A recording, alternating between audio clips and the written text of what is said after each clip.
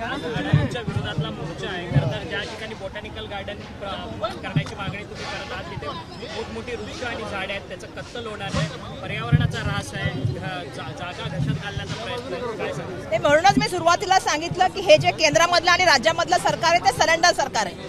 ज्या वेळेला ट्रम्पचा फोन येतो त्या ठिकाणी मोदी जे आहे ते सरेंडर करतात, आणि अदानींसाठी ज्यावेळी मोदीजींचा सरकारला फोन येतो तेव्हा राज्य सरकार त्याच्यासमोर नतमस्तक होतं. आणि म्हणून मी म्हटलं की तिथे देवेंद्र सरेंडर, इथे अदानीसाठी नाही, तिथे नरेंद्र सरेंडर आणि इथे अदानीसाठी देवेंद्र सरेंडर. ही जी भूमिका आहे ना, ह्याला आमचा विरोध आहे. खरं सांगायचं झालं तर आपण जर बघितलं असेल, धारावीचे जे आहेत त्यातले लाखो लोकांना बाहेर पाठवण्याचं षडयंत्र चाललेलं आहे. धारावीची मोठ्या प्रमाणामध्ये लूट चाललेली आहे. मला सांगायला पाहिजे तुम्हाला, 600 एकर जमिनीवर त्यांचं लक्ष आहे. आणि धारावीच्या नावाखाली किती जमिनी घेतल्या? त्या ठिकाणी देवनार असेल डम्पिंग ग्राउंड, त्या ठिकाणी मड मालवणी असेल, त्या मुलुंड असेल, किंवा आता ही कुर्ल्याची जमीन असेल, मोठ्या मोठ्या जमिनी जे घेण्याचं काम चाललंय. मुंबईला त्या ठिकाणी गिळण्याचं काम त्यांच्या माध्यमातून चाललंय. आणि म्हणून माझ्या भाषणात मी बोलले की त्यांना भस्मे रोग झालाय, त्यांना मुंबई गिळायची आहे, आणि त्यांना मुंबई गिळण्यासाठी जे जे मदत करता येईल ती मदत राज्य सरकारच्या माध्यमातून चालू आहे. हे खरं तर दुर्दैव आहे. खरं तर मला सांगायला पाहिजे की जर तुम्ही लोकांचं मत घ्याल, त्यांना सांगा ना लोकांची हिअरिंग घ्यायला. जर लोकांची मतं तुम्ही विचाराल तर तुम्हाला जाणवेल मुलुंडची लोक विरोधात आहेत, मड मालवणीची लोक विरोधात आहेत, कुर्ल्याची लोक विरोधात आहेत. सॉल्ट प्लॅन लँडच्या बाबतीमध्ये बोलायचं झालं तर तिथली आता तुम्हाला माहिती आहे परिस्थिती काय. म्हणजे तुम्ही पर्यावरणाशी किती खेळण्याचं काम करत आहात. म्हणजे इम्पॅक्ट असेसमेंट बद्दल तुम्ही नंतर बोलणार आहे, त्याच्याबद्दल कधीतरी बोलावं लागेल, ते मी बोलणार आहे येणाऱ्या काळात की मुंबईवर त्याचा परिणाम काय होणार आहे डेव्हलपमेंटचा. पण पर्यावरणावर आज बोलायचं झालं तर मधल्या काळामध्ये मुंबई ही आपल्याला माहिती आहे प्रदूषणामध्ये दुसऱ्या नंबरला होती. ऑलरेडी आताकडे आपल्याकडे सिमेंटची जंगलं वाढत आहेत, आपल्याला श्वास पाहिजे. अशा वेळेला इथे जे आहे ते मोठं गार्डन आहे कुर्ल्यामध्ये, ज्या गार्डनमध्ये जसं मी मागापासून सांगते की 1000 ते 1200 झाडं आहेत, जी 120 पासून 150 वर्षापूर्वीपासूनची झाडं आहेत, जी झाडांची कत्तल चाललेली आहे. आणि कोणासाठी चाललंय? कारण स्थानिकांचं तर म्हणणं आहे की या ठिकाणी बॉटनिकल गार्डन झालं पाहिजे. आपल्याला सर्वांना माहिती आहे की इथल्या आमदारांनी आमदार इलेक्शनच्या वेळी सर्वांना अभिवचन दिलं होतं की ते बॉटनिकल गार्डन होणार, इथे हेल्थ सर्व्हिस होणार. पण दुर्दैवाने आज आपण सगळेजण जाणताय की मागे जूनमध्ये जमीन दिली, आज सबलीज केली. कोणासाठी चाललंय सरकार, कोणासाठी काम करतंय? इलेक्शनच्या पूर्वी पण कॅबिनेट मीटिंग झाल्या, त्या सुद्धा अदानीसाठी. आता पुन्हा मीटिंग चालल्या, त्या सुद्धा अदानीसाठी. मला कळत नाही ह्या माणसाला काय पाहिजे मुंबईमधून. ह्या माणसाला इतक्या जमिनी दिल्या, 600 एकरच्या पेक्षा जास्त जमिनी दिल्या, धारावी 600 एकरपेक्षा जास्त दिली, एअर इंडिया कॉलनी दिली, या माणसाला मोतीलाल नगर दिलं, सांगा ना, बेहरामपळा दिला, भारतनगर दिलं, MSRDCची लँड दिली, रेल्वे चालले, डम्पिंग ग्राउंड चाललेत, एअरपोर्ट चाललेत. एवढं सगळं का चाललेलं आहे मला कळत नाही. आणि म्हणूनच माझं म्हणणं आहे की तिकडे देवेंद्र, इकडे आमचे सरेंडर, आणि तिथे नरेंद्र सरेंडर. मुख्यमंत्र्यांनी धारावीची पुनर्विकासाची बैठक घेतलेली होती, त्यावेळेस त्यांनी सांगितलं की धारावीचा आत्मा अबाधित ठेवून आम्ही धारावीचा पुनर्विकास करणार आहोत. नाही, मी त्यांचं भाषण ऐकलं, म्हणजे त्यांचं ट्विट बघितलं मी. त्याच्यामध्ये त्यांनी सांगितलं की आम्ही धारावीचा आत्मा समृद्धपणे काय आहे ते डेव्हलप करणार आहे. समृद्ध पण शब्द वापरला होता, किंवा आत्मा शब्द लक्षात येतो. मुळात त्यांना धारावीच्या कोणाशी चर्चा केली मला सांगा ना तुम्ही. धारावीतल्या बिझनेसमॅनशी केली, धारावीच्या उद्योगातल्या व्यक्तींशी कोणाशी केली, तिथल्या लोकांशी केली, तिथल्या लोकप्रतिनिधींशी केली, तिथल्या लोकांशी केली. कोणाला कुठं घर मिळणार आहे काय, मास्टर प्लॅन कोणाला सांगितला, त्याच्यावर काय डिस्कशन केलं? मधल्या काळात मास्टर प्लॅन पण दिला. आमचं म्हणणं होतं, आम्ही त्याच्यावर सातत्याने ऑब्जेक्शन उचलण्याचं काम करत आहोत. आणि दुर्दैवाने मला सांगायला पाहिजे की ज्या तऱ्हेने आपल्या सर्वांना माहिती आहे की या सगळ्या प्रोसेसमध्ये लोकांचा सहभाग होण्याची आवश्यकता होती, ती कुठल्याही प्रोसेसमध्ये लोकांच्या सहभागाची कुठे थोडीफार पण जी आहे. आता इथे बघू ना, तुम्ही बघा स्थानिक लोक आहेत, विचारा त्यांना कोणाचा तरी सहभाग आहे का, कोणाचा तरी सपोर्ट आहे का. मग असं असताना हा लोकांवरती लादलेलं मोठ्या प्रमाणाचं मोठं मी सांगते हे जे आहे हे करप्शन आहे. मोठ्या प्रमाणामध्ये लँड माफियांचं मोठं राज्य या ठिकाणी निर्माण करण्याचं चाललंय. मुंबई त्यांना गिळंकृत करायची आहे. आणि म्हणून या वेळेला आपण सगळ्यांनी लढण्याचं काम केलं पाहिजे. आम्ही लढण्याचं काम सातत्याने मागे पण करत आलेलो, येणाऱ्या दिवसामध्ये पण आम्ही त्या ठिकाणी काम करणार आहोत. राहुल गांधींनी मलाच कळत नाही की आता सरकार, मी सांगितलं ना की अदानींसाठी आमचं सरकार फार मोठ्या प्रमाणामध्ये त्या ठिकाणी जे आहे ते सरेंडर आहे. मागे सुद्धा तुम्हाला माहिती असेल की पूर्ण तुमच्यासारख्या पत्रकारांना त्यांना विचारा, मागे सुद्धा 2 तासच केलं, बॅरिकेटिंग केलं, पुढे जाऊ दिलं नाही. मला कळत नाही त्या मदर डेअरीमध्ये आम्ही का जाऊ शकत नाही. आम्ही लोकप्रतिनिधी आहोत, मी इथली स्थानिक खासदार आहे, इथली स्थानिक लोक आहेत, पण आम्हाला त्या ठिकाणी मागे पण लावलेलं आहे. म्हणजे कोणासाठी हे सरकार काम करते आणि कशासाठी हे काम करते? मुंबईकरांच्या, सामान्य मुंबईकरांच्या सुरक्षेसाठी सरकार काम नाही करत. पण जर अदानीच्या विरोधात तुम्ही आवाज उचलत असाल तर तुम्हाला त्या ठिकाणी रोखण्याचं काम हे सरकार करत आहे. आणि म्हणून मला या ठिकाणी सांगावं लागेल की ज्या तऱ्हेने सरकार अदानीसाठी मोठ्या प्रमाणामध्ये कशा सुविधा दिल्या जातील, मुफ्तमध्ये जमिनी दिल्या जातील, त्याचा काहीही परिणाम हो, मग पर्यावरणावर हो, लोकांच्या जनजीवनमानावरती हो किंवा मुंबईच्या इन्फ्रास्ट्रक्चरवरती हो, याची सरकारला पर्वा नाही. आज देवेंद्र फडणवीस यांनी आर्टिकल लिहित जे ते राहुल गांधी यांनी महाराष्ट्राच्या निवडणुका ज्या चोरल्या या आर्टिकलला उत्तर देण्याचा प्रयत्न केलाय आणि 2004 पासून ते आतापर्यंतचे मतदान कसं वाढलं याचे संदर्भ सुद्धा दिलेले नाही. मला असं वाटतं की देवेंद्र फडणवीसजींनी याच्याबद्दल उत्तर का द्यावं, हा प्रश्न आम्ही कोणाला विचारलाय? राहुलजींनी कोणाला विचारलाय?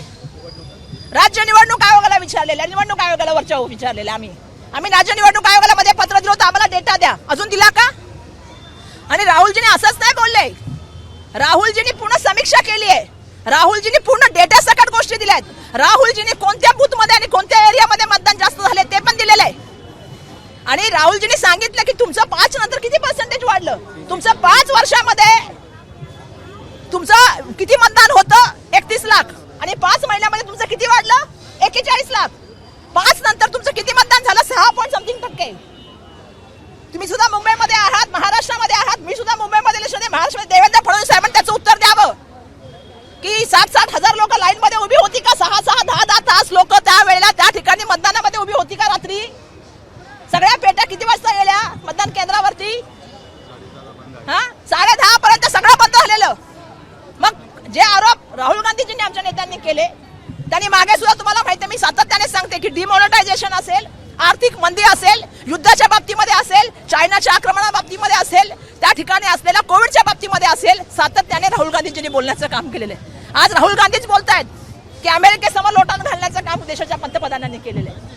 आणि म्हणून आमचं म्हणणं आहे की अशा तऱ्हेने जे आहे हे जे चाललेलं आहे हे महाराष्ट्राच्या विरोधी सरकार आहे, हे महाराष्ट्राची फसवणूक करून त्या खुर्चीवर बसलेलं सरकार आहे आणि हा लोकशाहीची पायमल्ली आणि लोकशाहीशी गेलेली गद्दारी असं माझं म्हणणं आहे. हिंदी में जानना चाहेंगे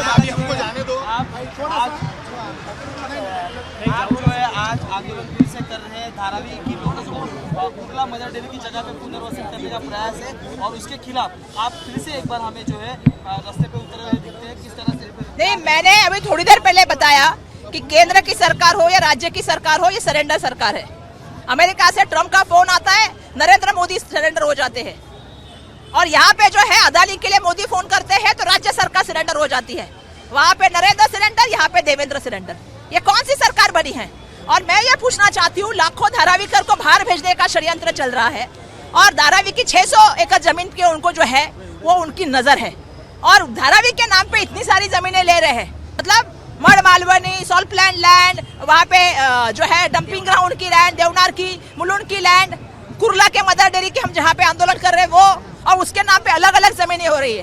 इसलिए मैंने कहा कि उनको भस्म रोग हो गया है, उनको हर मुंबई की जमीन अपनी जमीन लगने लगी है और उनको ऐसा लगने लगा है कि मुंबई की जमीन पे अगर किसी का हक है तो उनका है, क्योंकि राज्य सरकार भी उनके सामने सरेंडर है और उनको जो चाहिए उसी हिसाब से सब निर्णय होने का काम होता है. आज मुंबई में बताइए मुझे, मोतीलाल नगर से लेके बहरामपाड़ा से लेके MSRDC की से लैंड लेके एयरपोर्ट से लेके एयरपोर्ट कॉलोनी से लेके सब जमीन उनको देने का काम चल रहा है. और किस हिसाब से दे रहे हैं? अभी यहाँ की जमीन कितने रुपए में दे दी? 20% रेडी रेक्टर के जमीन के हिसाब से दे दी. तो ये निर्णय किसके लिए हो रहे हैं? और मेरा इसमें यह सवाल है कि क्या यहाँ की जनता इसके फेवर में है, इसके साथ है? यहाँ की जनता जो है इसके खिलाफ आंदोलन कर रही है. लोकायुक्त को बोलिए इसकी हेयरिंग ले, लोकायुक्त बोलिए इसके आवाज में सुनिए, लेकिन लोगों की आवाज नहीं सुन के अपनी बात को कैसे आगे रखना, यही ये काम सरकार वो भी अदानी के लिए कर रही है.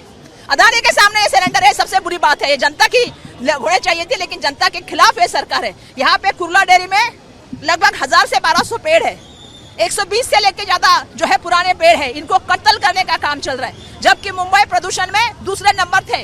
कंस्ट्रक्शन हो रहे हैं, श्वास के लिए लोग परेशान है. आपकी सॉल्ट प्लांट लैंड में मुंबई का सभी पानी आता है, 70% पानी जो है वो शोषने का काम वो करती है. वहाँ पे मैंग्रोव्स है, लेकिन सबकी कत्ल करने का काम कौन कर रहा है? तो अदानी कर रहे हैं. और राज्य सरकार उनको जो है वो मदद करने का काम कर रही है. उनके लिए निर्णय, इलेक्शन से पहले भी उनके लिए निर्णय, इलेक्शन के बाद भी उनके लिए निर्णय हो रहे हैं. और ये सबसे बुरी बात चल रही है महाराष्ट्र और मुंबई में। मुंबई को बेचने का काम ये सरकार कर रही है। तो मुंबई कर करके हम सब लोग यहाँ उतरे हैं और इसको आवाज को है जो वो बुलंद करने का काम हम लोग कर रहे हैं। कल राहुल जी ने एक जो है आर्टिकल लिखा था, उसके बाद आज राज्य के मुख्यमंत्री देवेंद्र फडणवीस ने उसको रिप्लाई देने का प्रयास जो है किया गया है और कहा गया है कि ये जो है जनता को पागल बनाने का तरीका है। जब जनता साथ नहीं रहती है तब जनता देवेंद्र फडणवीस जी राज्य के मुख्यमंत्री है कि निवडणूक आयोग के प्रमुख है? हमने सवाल निवडणूक आयोग क्यों पूछा है? क्या राजू कुमार जी या हमारे चोखीलिंदम जी उसका जवाब नहीं दे सकते?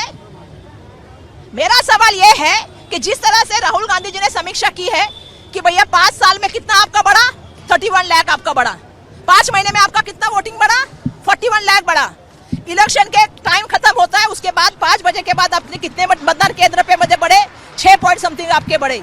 हर चीज की राहुल गांधी जी ने समीक्षा की है। राहुल गांधी ने कौन से विधानसभा है उसकी बात की है, कौन से बूथ है उसकी बात की है, 6, 7, 8 घंटा 10 घंटा लाइन थी क्या, ये सवाल पूछा है।